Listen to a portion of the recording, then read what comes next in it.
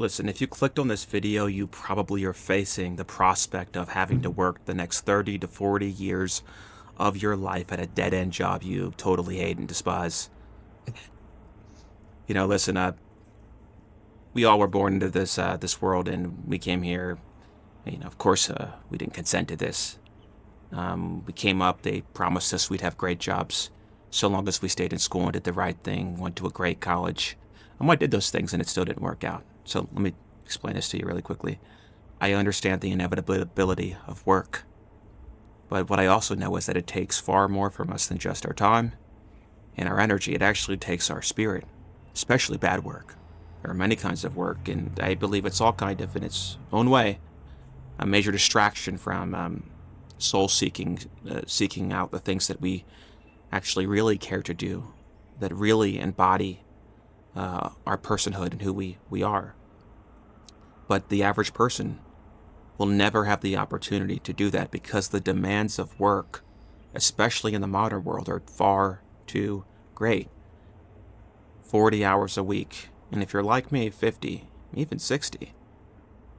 So this is the worker's predicament, and the average person is dealing with it, and you're probably dealing with it. You saw the thumbnail, you clicked.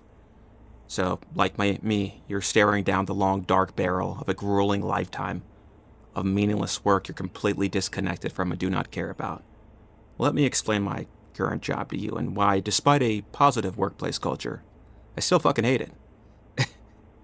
So, I move car parts. I get them to where they need to go, so people like you can have your cars repaired. Cool, whatever. This job takes 8 to 10 hours a day. 12 hours a day in a bad day, sometimes more.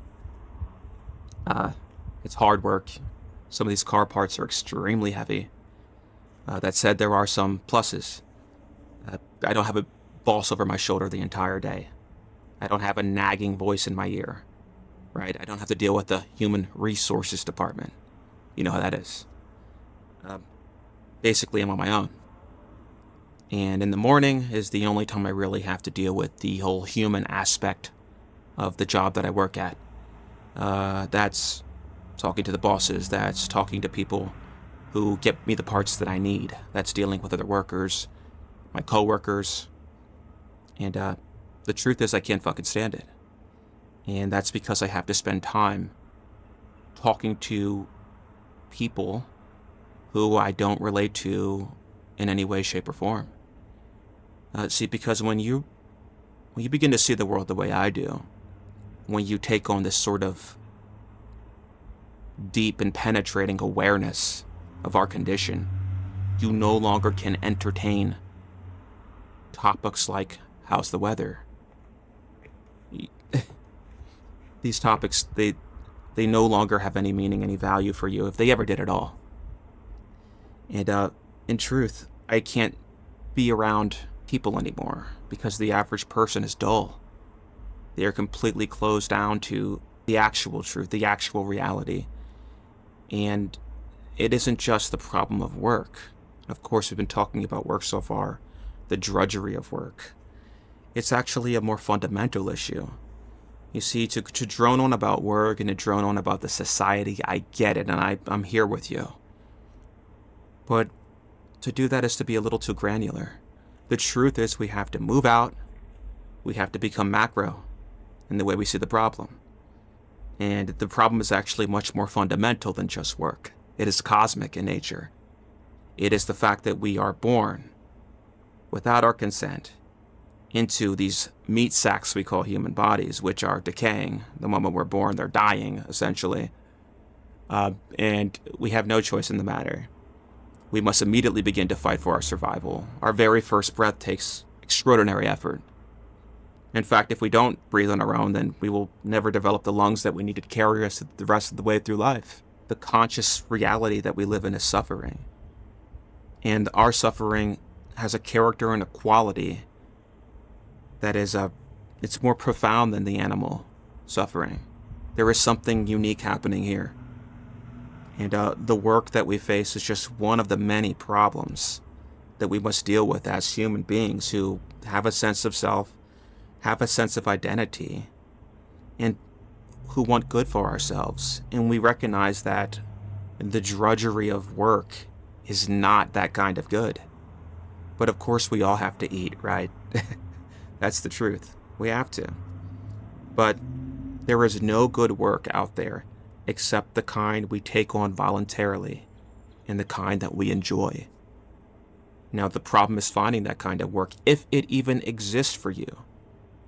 It's my belief that some people actually don't have a good job for them. Some people actually are just completely at odds with work. And who can blame them? Work sucks. That's the truth they don't want us to really just all agree upon. Let's have a consensus right now. Work is fucking terrible. Do we have to keep pretending like it's not? It's not good. And like I said, if you're going to find a good way to make a living, let's put aside the work idea. Let's talk about making a living. Well, oftentimes the things that you love and that you care about deeply, well, it's very difficult to mine a coin out of my love of collecting bottle caps, isn't it? I'm not saying that's my interest, but I'm surely out there's somebody who, if they could spend all their time collecting bottle caps, that's what they would do. But let's be real here. Not a whole lot of money in that. So, the work problem. The only way to really get around that is to either be born into a life where you are already born into wealth, or accruing outsized wealth and liberating yourself from the hardship of the drudgery of work. Of course, that's much harder said than done, and it's only getting more difficult as the gap between money and those who do not have the money continues to grow year on year. That's a whole different conversation. There's also the prospect of potentially AI liberating us from meaningless work. The AI will handle that, and that will free up the time for the poet to go and do his own thing. But listen, I'm a little more pessimistic than that. The way I see it is, once the work problem is finally solved, and I know that's a problem we all want to deal with, then there's going to come a time when there's the new work, is what I call it.